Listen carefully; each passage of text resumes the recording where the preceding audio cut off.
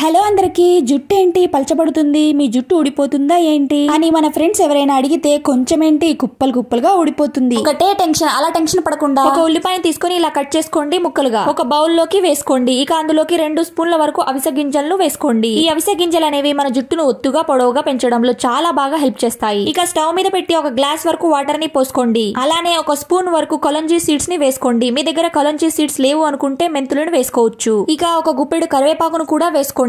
బాగా మరగనివ్వండి ఒక 5 మినిట్స్ వరకు.